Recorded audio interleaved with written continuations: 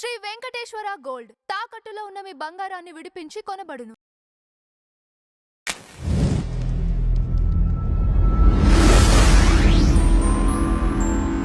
నమస్కారం డాక్టర్ శ్యాంప్రసాద్ గారు. నమస్తే అండి. కొలికపూడి శ్రీనివాస్ గారిది, చిన్ని గారిది ఏది రోజు రోజుకి వాళ్ళిద్దరి మధ్య శృతి మించుతుంది అనిపిస్తుందండి వివాదం. సో ఇప్పుడు మరి మీరు అక్కడ ఆ టెంపుల్ చూసినట్టయితే అది అంత రచ్చ చేయాల్సిన అవసరం లేదనిపించింది. ఆయన దగ్గర నుంచి లాక్కొని మరి వెళ్ళటం అనేది కరెక్టే అంటారు? యాక్చువల్గా రాజకీయాలు ఆలయాల్లో కూడా తీసుకొస్తున్నారు. తిరుపతి ఆలయం కూడా దేవస్థానాన్ని కూడా అట్టాగే గత గవర్నమెంట్ భ్రష్టు పట్టించింది. ఇంకా అపోజిషన్లో ఉండి కూడా ఇంకా దాన్ని ఆ టీటీడీ చైర్మన్ మీద అతి దారుణంగా ట్రోల్ చేస్తున్నారు, మార్ఫింగ్ చేస్తున్నారు వీడియోస్. అదొక సపరేట్ సబ్జెక్ట్ అనుకోండి. ఇప్పుడు ఈ నెమల్లో ఈ దేవాలయంలో గత సంవత్సరం కదా ఈ కూటమి ప్రభుత్వం వచ్చిన ఫస్ట్ సారి జరిగింది జనవరిలో, మార్చిలో జరుగుతుంది అనుకుంటా నెమల్లో ఉత్సవాలు. అది లాస్ట్ ఇయర్ మార్చిలో కూడా ఎంపీ కేసినేని చిన్నిని పిలిచారంట. ఎగ్జాక్ట్ పిక్చరు మనకు కూడా పూర్తిగా తెలియదు, అన్ని త్రూ వీడియోస్ ద్వారాను యూట్యూబ్ ద్వారా తెలుస్తుంది. గత మార్చిలో కేసినేని చిన్ని ఎంపీ గారిని ఈ పట్టు వస్త్రాలు మన దేవుడికి సమర్పించడం కోసం పిలిచి ఆయనే సమర్పించారంట. ఆయన పక్కన ఎమ్మెల్యే కూడా ఉండి దాన్ని పూర్తిగా సంతోషంగా జరుపుకున్న ఫంక్షన్ అది లాస్ట్ ఇయర్, అంటే 25th 2025 మార్చిలో. అదే ఇప్పుడు 2026 సెకండ్ టైం కూటమి గవర్నమెంట్ ఏర్పడిన తర్వాత సెకండ్ టైం జరుగుతున్నాయి ఉత్సవాలు అక్కడ. దాంట్లో కేసినేని చిన్ని గారిని మళ్ళా ఆలయ ధర్మకర్తలు వెళ్ళి ఇన్వైట్ చేసి మీరు రావాలని చెప్పి పిలిస్తే ఆయన సతీ సమేతంగా వెళ్ళాడు. వెళ్ళి ఆయన పట్టువస్త్రాలు వెండి పళ్ళెంలో పెట్టి పట్టువస్త్రాలు ఆయన చేతిలో పెట్టారని చెప్తున్నారు. అది స్థానిక ఎమ్మెల్యే కొలిగిపూడి శ్రీనివాస్ దాన్ని లాక్కుని వెళ్ళిపోయాడు. ఇది నాకు ప్రోటోకాల్ ప్రకారం మా నియోజకవర్గంలో లోకల్గా నేను ప్రోటోకాల్ నాది అని లాక్కెళ్ళినట్టు. ఎప్పుడు చంద్రబాబు నాయుడు గారు ఎలక్షన్ ఇంకో 10 days ఉందనగా కానీ సీట్లు ఎవరు అసలు యాక్చువల్గా ఇది ఫస్ట్ లిస్ట్లోనే ఈయన పేరు తీసుకొచ్చారు. ఫస్ట్ లిస్ట్లోనే అది చిన్ని రికమెండేషన్తో తీసుకొచ్చారని చెప్పుకుంటున్నారు అందరూ. ఆయన కూడా చెప్పుకున్నాడు, నాకు చిన్ని గారు ఎమ్మెల్యే సీట్ ఇప్పించారని చెప్పుకున్నాడు. అది చిన్ని యొక్క ఇన్ఫ్లుయెన్స్ వలన చిన్ని ఇతను స్టడీ చేసి ఉంటాడనే ఉద్దేశంతో, చిన్ని మీద నమ్మకంతో అతనికి ఇచ్చి ఉండొచ్చు. కానీ చంద్రబాబు నాయుడు గారు సామాన్యంగా 1,00,000 రకాలుగా ఆలోచించి కానీ సీట్ ఇవ్వడు ఆయన. చాలా ఎలక్షన్స్ నుంచి చూస్తున్నాం మనం. ప్రతిసారి లాస్ట్ మినిట్ ఇంకా 2 daysలో నామినేషన్ వేస్తారనగా కూడా సీట్లు ఫైనలైజ్ చేయని చాలా చాట్లు ఉందన్నమాట. కానీ ఇంత తొందరపడి తిరువూరు నియోజకవర్గాన్ని స్థానికుడు కాని అతనికి, స్థానికుడు కాదు ఇతను గుంటూరు జిల్లా అతను తీసుకొచ్చి కృష్ణా జిల్లాలో వేశారు. కేవలం చంద్రబాబు నాయుడు గారు అతను పోరాట పటిమను చూసి మిస్లీడ్ అయ్యాడు అనిపిస్తుంది నాకు. ఎందుకంటే డిఫరెంట్ ఛానల్స్ రెగ్యులర్గా పిలవటం, దాంట్లో ఆయన పచ్చకండువా కట్టుకుని అమరావతి రైతుల తరఫున చాలా సిన్సియర్గా పోరాటం జరిపినట్టుగా అందరూ ఫీల్ అయ్యారు. చాలామంది ఇంప్రెస్ అయ్యారు, ప్రజలు కూడా, తెలుగుదేశం వాళ్ళు కూడా చాలా అభినందించేవాళ్ళు ఈయన్ని కోగిలపూడి శ్రీను. కానీ ఆయన అంతర్మదనంగా లోపల ఏముందో, ఎందుకు ఇలా చేస్తున్నాడు అనేది ఎవరు దాన్ని కనిపెట్టలేరు. కొంతమంది కనిపెట్టారు, కనిపెట్టి సీట్ ఇవ్వద్దని కూడా అధిష్టానానికి చెప్పొచ్చినట్టుగా తెలుసు నాకు. కొంతమంది వెళ్ళి చెప్పారు, చాలా ఇంపార్టెంట్ పీపుల్ ఈయనకి ఇవ్వద్దు, చాలా ప్రమాదకరమైన వ్యక్తి. ఇటువరకు వైఎస్ఆర్సీపీలో ఉన్నాడు ఈయన, వైఎస్ఆర్సీపీలో నుంచి ఇటు దూకాడు అనేది కూడా ఉందన్నమాట. ఏదేమైనా అతను ఒక సపరేట్ జేఏసీ పెట్టుకున్నాడు. అమరావతిలో జేఏసీ అనేది మీ అందరికి తెలిసిన విషయం, పెద్ద జేఏసీ. దాంట్లో ఈయన మెంబర్ కాదు, ఈయన సపరేట్ జేఏసీ పెట్టుకున్నాడు. ఆయన తరపు సపోర్ట్ కూడా ఎవరు లేరు. ఊరినే ఆ రైతుల దగ్గరికి వెళ్ళి కాసేపు స్పీచ్లు, ఉపన్యాస ధోరణి బాగుంటుంది, ఉపన్యాసం గట్టిగా మాట్లాడగలడు, సబ్జెక్టు వివరించే సత్తా ఉంది అతనికి. దానికి బాగా ఇంప్రెస్ అయ్యారనమాట. అదే చంద్రబాబు నాయుడు గారు కూడా ఇంప్రెస్ అయ్యారు. సరే, తిరువూరు ఇటు రిజర్వ్డ్ నియోజకవర్గం కదా, స్వామిదాస్ ఇటు మన పార్టీ నుంచి వెళ్ళిపోయాడు అనే ఉద్దేశంతో ఈయనకి ఇచ్చి ఉండొచ్చు. కానీ చంద్రబాబు నాయుడు గారు ఈ విషయంలో చాలా డిలే చేస్తున్నారు, యాక్షన్ తీసుకోకుండా. ఇప్పుడు కూటమి ప్రభుత్వం వచ్చి దగ్గర 20 నెలలు అయింది. 20 నెలల్లో సచివేడ్ నియోజకవర్గంలో ఆదిమూలాన్ని సస్పెండ్ చేశారు. అదేవిధంగా ఇక్కడ ఎందుకు చేయలేకపోతున్నారు అనేది ఎవరికి అర్థం కాని ప్రశ్న అనమాట. తెలుగుదేశంలోనే తెలుగుదేశం కార్యకర్తలే, తెలుగుదేశం అభిమానులే చాలా క్రిటిసైజ్ చేస్తున్నారు చంద్రబాబు నాయుడు గారిని. ఎందుకు తొందరపడట్లేదు, ఏ విషయమైనా ఇనుము కనుక ఇనుమును నానబెట్టినట్టు నానబెడుతున్నారు. ఎందుకు? అది చాలా విపరీత ధోరణికి దారి తీస్తుంది. అది కొంతమంది అనుకోవటం ఏంటంటే ఇతను ఎస్సీ కదా, ఎస్సీని ఏమైనా చేస్తే ఎస్సీలందరూ మనకు ఎదురు తిరుగుతారేమో అని ఒక భయం ఉందేమో, పిరికితనం ఉందేమో అనుకున్నారు. అది కూడా కాదు. మరి అక్కడ సచివేడులో కూడా అంతే కదా, సచివేడు కూడా ఆయన ఎస్సీని సస్పెండ్ చేశారు అక్కడ. ఇప్పుడు ఈ 20 నెలల్లో ఇది కనీసం నాకు తెలిసి 4వ ఇన్స్టెన్సో 5వ ఇన్స్టెన్సో. ఫస్ట్ నుంచి వివాదాస్పద రీతులు ఎన్నో రకాల వివాదాల్లో చిక్కున్నాడు. ప్రతిసారి అధిష్టానం పిలవటం. ఇక్కడ నాకు ఒకటండి, ఇప్పుడు ఈయనకి ఒక మంచి అవకాశం ఇది, బ్రహ్మాండమైన అవకాశం. ఈ అవకాశాన్ని సద్వినియోగం చేసుకోకుండా ఎందుకు ఇలా చేసుకుంటున్నారనేది అసలు అది అర్థం కాని క్వశ్చన్. ఎవరైనా సరే సమాజానికి సేవ చేద్దామని వచ్చే వాళ్ళు కొంతమంది ఉంటారండి. సెల్ఫిష్ మోటివ్తో వచ్చేవాళ్ళు కొంతమంది ఉంటారు. సమాజంలో నాకు రికగ్నిషన్ కావాలి, 10 మంది నన్ను గుర్తించాలి, నా సేవను గుర్తించాలి అని అనుకునే వాళ్ళు కొంతమంది ఉంటారు. కొంతమంది అసలు స్వార్థరహితంగా వచ్చేవాళ్ళు కొంతమంది ఉంటారు. ఈయన ఏంటంటే ఈయన ఏం చెప్పాడు వచ్చినప్పుడు, నా ఇల్లు కూడా అమ్మేసుకున్నాను, నా దగ్గర అసలు ఒక్క పైసా లేకుండా వచ్చాను, నాకు చిన్ని గారే మొత్తం ఫైనాన్షియల్ సపోర్ట్ చేసి నన్ను క్యాన్వాసింగ్ దగ్గర నుంచి అన్ని పక్కన నిలబడి నాకు సహాయం చేసి నన్ను గెలిపించారు అని చాలా ప్రెస్ మీట్స్లో చెప్పాడు ఆయన. మరి ఇదేంటి సార్, ఏదో 5 కోట్లు ఏదో అదేదో సడన్ గా నేను 5 కోట్లు నన్ను అడిగారు ఆయన సీట్ ఇప్పించడానికి.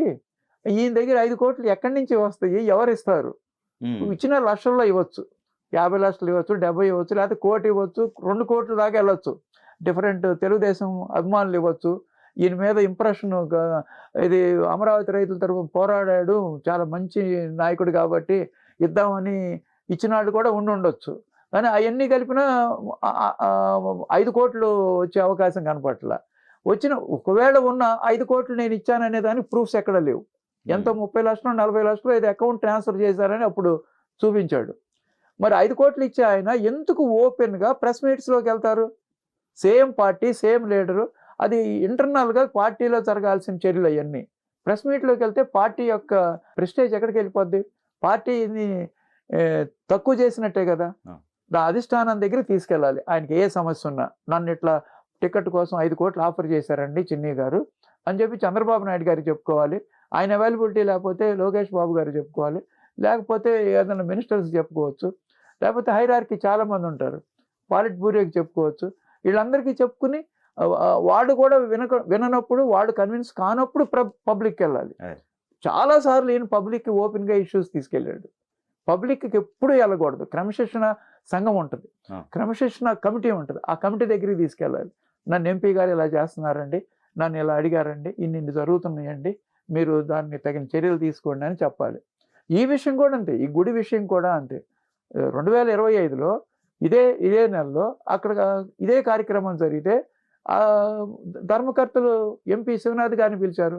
అప్పుడు ఆయన పట్టు వస్త్రాలు ఆయనే సమర్పించాడు, ఈయనే పక్కనే ఉన్నాడు. ఆ వీడియోస్ అన్నీ కూడా వస్తున్నాయి అన్నమాట. మరి ఈ సంవత్సరం ఎందుకంటే ఈ లాస్ట్ 10 months నుంచి చిన్ని గారి మీద దాడి చేస్తున్నాడు ఆయన. ఆయన అన్ని తినేస్తున్నాడు, పేకాట క్లబ్బులు నడుపుతున్నారు, ఇసుక తింటున్నారు, ఇవన్నీ ఎలిగేషన్స్ చాలా ఉన్నాయి అన్నమాట. ఇవన్నీ ఓపెన్గా రాకూడదు కదా.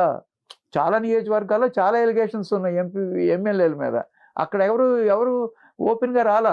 వాళ్ళు ఇంటర్నల్గా పార్టీలో జరుగుతున్న అంతర్గత సమస్యలు ఇవి బయటికి ఎక్స్పోజ్ అయినప్పుడు పబ్లిక్లో తేలికైపోద్ది పార్టీ. ఇది ఏంటి, మనం ఇంత కష్టపడి గెలిపిస్తే వీళ్ళు ఇట్లా చేస్తున్నారు, ఇట్లా కొట్టుకుంటున్నారు అని ఒక విధమైన అభిప్రాయం వస్తుంది. తేలికపాటు అనమాట. ఇలా చౌకబారు రాజకీయాలు చేయటం వల్ల ఆయనకి ఏదో దురుద్దేశాలు ఉన్నట్టుగా అనిపిస్తున్నాయి.